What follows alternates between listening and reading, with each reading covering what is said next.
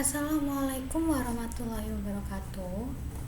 Saya dengan Amalia Rajmadani Cayaningrum mewakili dari kelompok saya, yaitu yang beranggotakan Arinta Dewi Swastika, saya sendiri Amalia, dan Sheila Anindita. Pada video presentasi kali ini kami akan memaparkan pembahasan mengenai Fitzgerald-Cipher IES Encryption Algorithm, atau bahasa Indonesianya algoritma enkripsi IES dari Fitzgerald-Cipher. Oke, langsung saja ke materi. Pada pembahasan pertama kita akan menjelaskan mengenai sejarah algoritma. Secara singkatnya, algoritma Fitzgerald dikenal dengan Advanced Encryption Standard. Jadi pada tanggal 22 Mei 2002, Fitzgerald menjadi standar algoritma kriptografi. Kemudian pada 2006, IS merupakan salah satu algoritma terpopuler yang digunakan dalam kriptografi kunci simetris. Jadi sebelumnya itu udah ada algoritma namanya DES dan IS. IES ini mampu menggantikan DES begitu. Dan dia sudah diakui oleh sebuah lembaga yang bernama National Institute of Standards and Technology gitu. Nah, apa sih yang namanya kriptografi IS itu? Jadi IS itu Advanced Encryption Standard. Itu merupakan algoritma kriptografi yang dapat digunakan untuk mengamankan data. Mengamankan data itu bisa enkripsi kemudian didekripsi lagi. Nah, IS ini memiliki algoritma yaitu block ciphertext simetrik yang dapat mengenkripsi dan dekripsi informasi begitu. Jadi seperti yang sudah saya bilang pada awalnya tadi. Dan di sini saya akan menjelaskan langsung untuk metodenya IS itu seperti apa. Jadi metodologi IS itu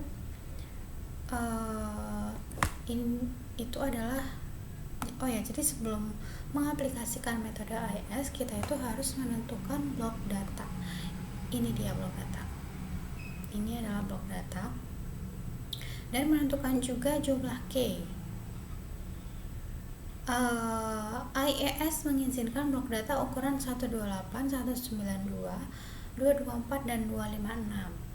Untuk key yang memiliki varian itu ada 128, 192, dan 256.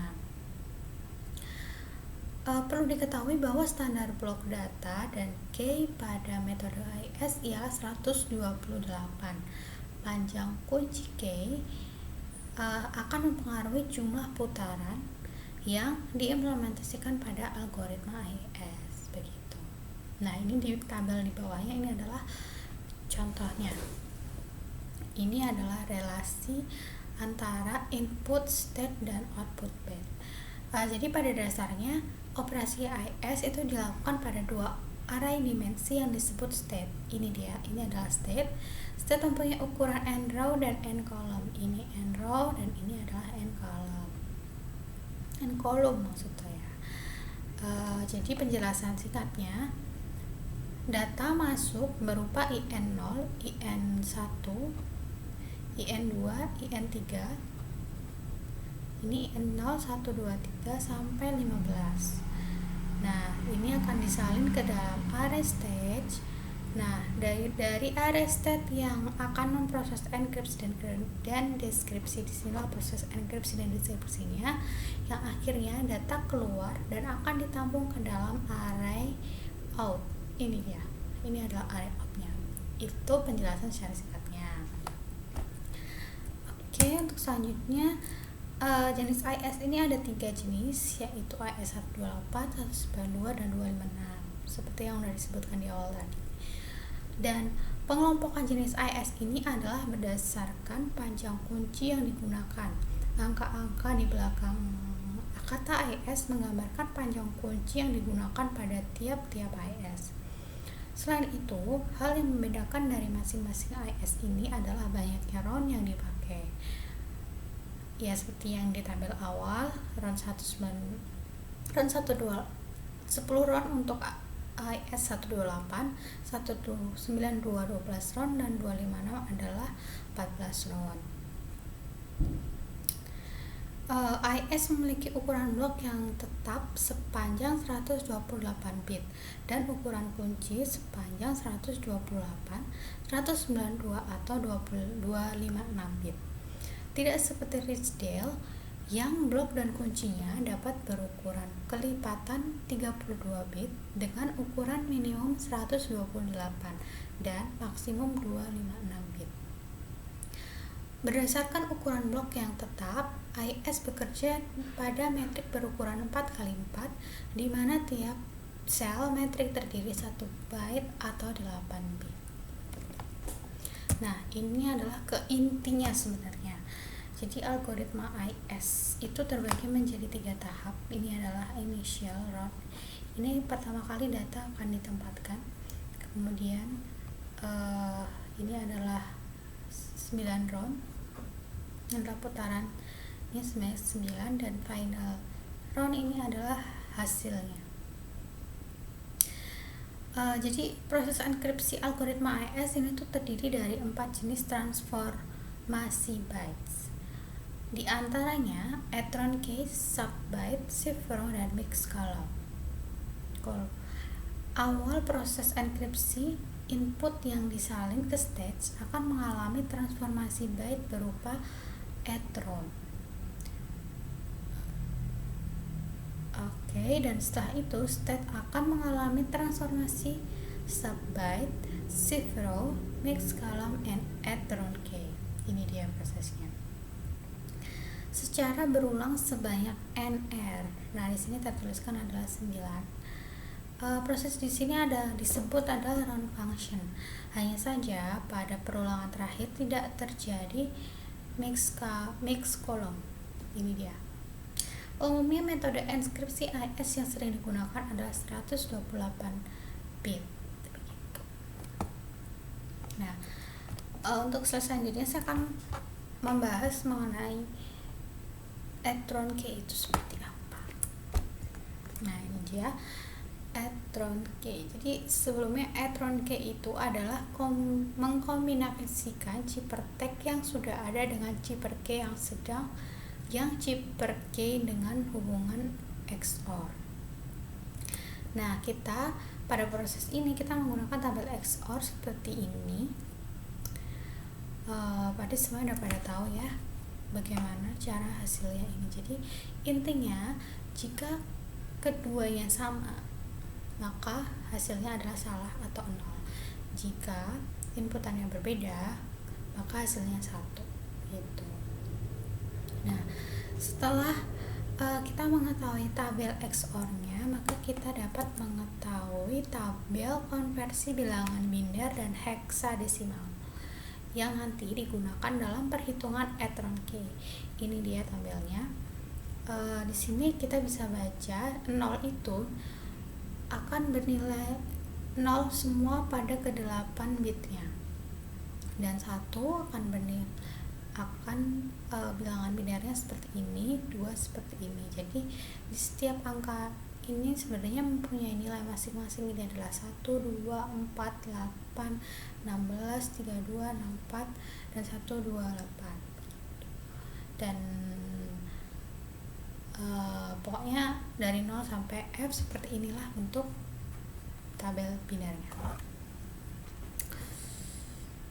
Oke. Dan ini adalah contohnya. Dan pada slide selanjutnya ini adalah penjelasan secara detailnya. Jadi data yang kita ambil adalah 04 dan A0. Ini yang akan kita silangkan. Atau yang akan kita olah menggunakan tabel XOR. Jadi 04 bilangan binernya adalah seperti ini. Ini dibagi menjadi 4 bit. 4 itu pertama adalah 4 yang akan kita ambil. 4 itu bilangan binernya seperti ini ya, 0, 0, 1, 0. Ini akan bernilai 4 berada di sini. Jadi kita tulis 0, 1, 0, 0. Kemudian 0 pasti semua bilangannya adalah 0, 0, 0. Kemudian dengan A0 juga 0-nya akan bernilai 0, 0, 0. Kemudian untuk bilangan biner A-nya kita bisa lihat A itu adalah 01, 01, 01. Kita baca dari belakang. Kita ambil 4 digit. Kita taruh. Nah, jika sudah memperoleh bilangan biner dari kedua data ini, kita baru bisa menggunakan kabel XOR itu. 0 ketemu 0, 0, 0 ketemu 0, 0, 1 ketemu 0, 1, 0 ketemu 0, 0, 0 ketemu 0, 0, 0 ketemu 1, 1, 0 ketemu 0, 0, 0 ketemu 1, 1. Nah, untuk data selanjutnya diolahnya sama seperti yang ini, dan hasilnya kita bisa lihat A4, 9C, 7F, dan F2. Begitu. Oke, Etron sudah. Selanjutnya adalah subbyte. Jadi subbyte ini adalah menukar isi metrik tabel yang ada dengan matriks atau tabel lain yang disebut dengan Ritz-Jeller-Esbok. Nah, ini yang disebut dengan Ritz-Jeller-Esbok, yang disebut dengan metrik yang ditukar itu tadi. Nah, gambar ini terlihat dua nomor kolom dan nomor baris seperti yang telah disebutkan sebelumnya. Tiap isi kotak dari blok chipper berisi informasi dalam bentuk heksadesimal yang sendiri dari 2 digit, bisa angka-angka, angka huruf, ataupun huruf angka yang semua tercantum dalam Ritz-Jeller-Esbok. Langkahnya adalah mengambil salah satu isi kotak metrik, kemudian mencocokkannya dengan digit kiri sebagai baris dan digit kanan sebagai kolom. Oke, ini adalah Esboknya saya maksud. Ini langsung saja ke contohnya sambil saya jelaskan ulang lagi. Jadi adalah mengambil salah satu isi kotak matriks ini yang akan kita ambil, atau kotak matriks, kemudian menyocokkan dengan digital kiri sebagai baris dan digit kanan sebagai kolom. Kemudian dengan mengetahui kolom dan baris, kita dapat mengambil sebuah isi tabel dari Ritz-Jeller-Esbok. Ini dia maksudnya, yang dapat kita ambil adalah hasilnya. Ini yang bisa kita ambil. Begitu. Ini yang bisa kita ambil. Langkah terakhir adalah mengubah keseluruhan box chipper menjadi blok baru yang isinya adalah hasil penukaran semua isi blok dengan isi langkah yang disebutkan sebelumnya. Jadi ini nanti semua akan dirubah atau ditukar-tukar menjadi itu tadi. Jadi kita dapat mengetahui menggunakan S block ini.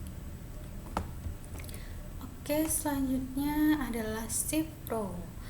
Shift row itu adalah sebuah proses yang melakukan shift atau pergeseran pada setiap elemen blok atau tabel yang dilakukan tiap baris. Nah, ini kita bisa lihat bergeser. Ini adalah matriks sebelumnya, dan ini adalah hasilnya yang sudah dilakukan penggeseran. Oke, untuk langkahnya atau prosesnya seperti apa? Jadi yaitu baris pertama ini dia tidak dilakukan pergeseran. Nah, baru di baris kedua dilakukan pergeseran sebanyak 1 byte. Jadi data ini bergeser 1 byte dan maka posisinya akan berubah menjadi di sini. Begitu. Jadi yang data-data berikutnya pasti akan mengikuti pergeserannya. Kemudian baris ketiga dia akan bergeser sebanyak 2 byte. 11 posisinya maka akan menggantikan 5D. Jadi seperti inilah fungsinya, hasilnya. Kemudian untuk baris keempat dia akan bergeser sebanyak 4 byte. A ini akan menggantikan posisi F1, maka hasilnya adalah seperti ini.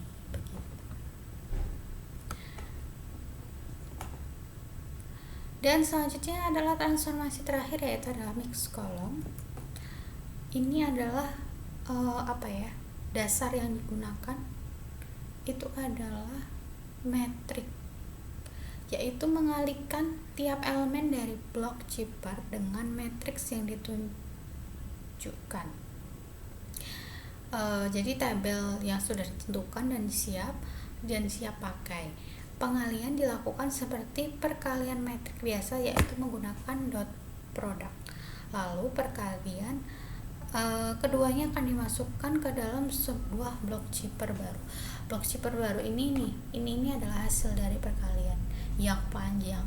Jadi proses panjangnya jika dijabarkan seperti ini, jadi 02 dikali dengan ini dikali dengan ini dikali dengan ini, dan ini dikali dengan ini, kemudian ini dikali dengan ini, dan seterusnya sampai akhirnya ketemu hasilnya gitu.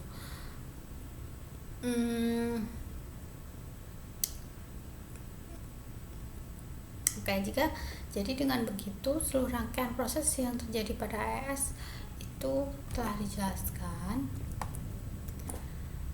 Oh ya, ketinggalan. Ini itu adalah contohnya ya. Kalau tadi kan baru contoh kolom-kolomnya. Nah, ini adalah contoh aslinya. Ini nanti akan dikalikan ini dengan 02 dikalikan dengan D4, 01 dengan BF, 01 dengan 5D, dan sebagainya sampailah menghasilkan data ini.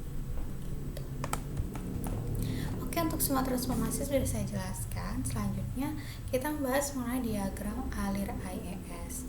Jadi seperti yang telah terlihat, semua proses yang telah dijelaskan sebelumnya terdapat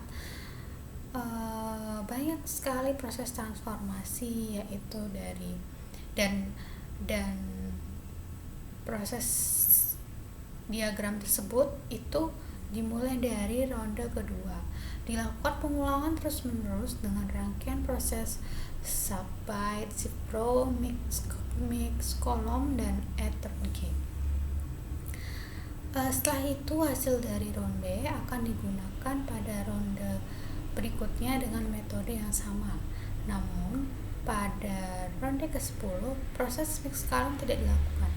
Dengan kata lain, urutan proses yang dilakukan oleh subbyte, cipro, and ronde, hasil dari etch inilah yang dijadikan sebagai chipper tag dari IES.